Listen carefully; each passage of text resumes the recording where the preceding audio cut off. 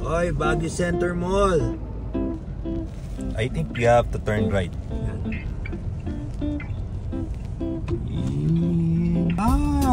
Terminal to. Alam ko to, dati natin pinupuntahan to. Ayan yung ano, yung tawag dito, yung Good Taste ba yun?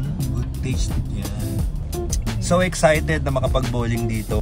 Not sure kung ano yung tsura, so parang Green Hills. So dito pala ako sa Baguio for an event. Pero since ano pa yun, 2 days from now, magbo-bowling muna tayo syempre.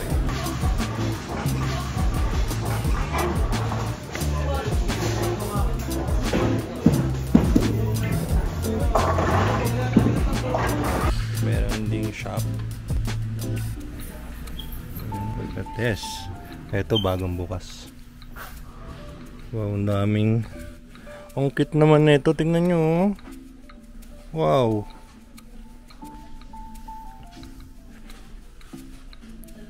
Yung mga bags. Ito yung ball. Iba din, naka ano pa, meron pang cabinet.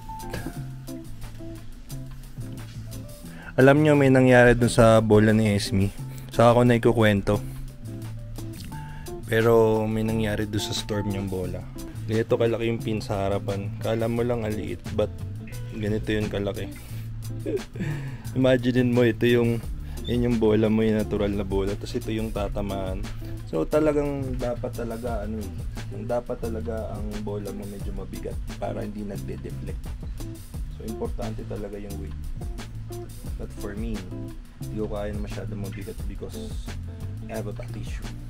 So ang rates ay 150 per game. Yan ay Monday to Thursday and then Friday to Sunday 160 pesos.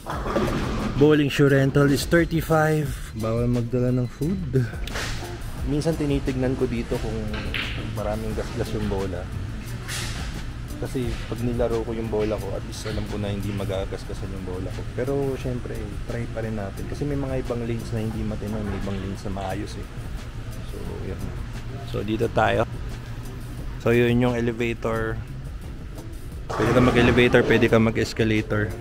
Parang ganun din, kagaya ng mga ibang bowlingan. So, lagyan natin yung aking name. That's Jeff. Jeff. And then, okay. Then April.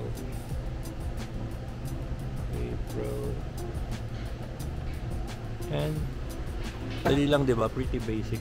Kung hindi ka marunong, huwag ka matakot kasi basic lang. Okay, and then your name, and then okay. Mga ganun. So ito pala yung bago kong bag. This is the Motif bag. This is good for 2 balls. Ang cool nitong bag na to, saka hindi ganun kamahal. Diba? Ito yung bola natin before. Ito yung Hustle na gawa ng Rotogrip. Yan, padded talaga. Padded. Yan, saka secured. Then dito may lagayan ng mga stuff. Pwede pamunas mo. Then dito naman yung aking shoes. Isang shoe area. Good for 1. So dito sa left, dito ko naman nilalagay yung mga alcohol, monopod, pulbos, palinis ng bola. So maganda to, pa pwede mong itayo, 'di ba? Tapos yung gulong niya, hindi basta-basta siyang gumaganon, yung mag-flip. Kasi makapal yung gulong. Ayun. Mga ano siya, ganyan yung gulong. Ito naman, nagaganon. Tapos makapal yung pinaka-bag itself.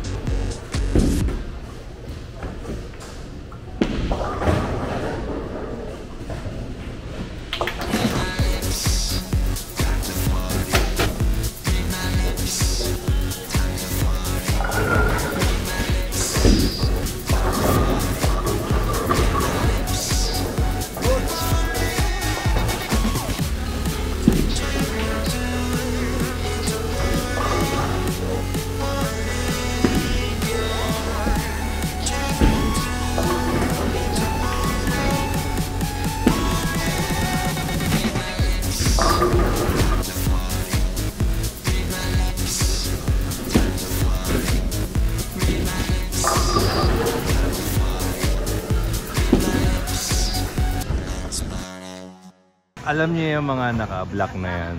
PE nila, dito sila nagpi-PE. Mantakin mo yung PE nyo sa bowling. Eto, mayroon ako revelasyon. Kaya yan yung bola ni Esme ngayon. Kukwento ko sa inyo next time kung ano nangyari sa bola niya. Nag-bowling. Galing. Wow. Yan yung PE nila. Bowling. Di ba nakakaingit? So,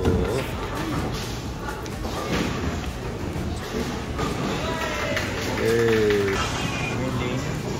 Makaintap. Very good. Tira lang natin. Very good.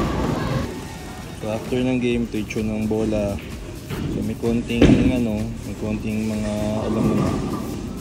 Konting gas-gas but nawawala naman niya sa buffing. Wala siyang deep scratches o wala siyang scratch na talagang hindi siya matatanggal. Okay naman. Uwihan na. Next time ulit for another bowling alley. Bowling club.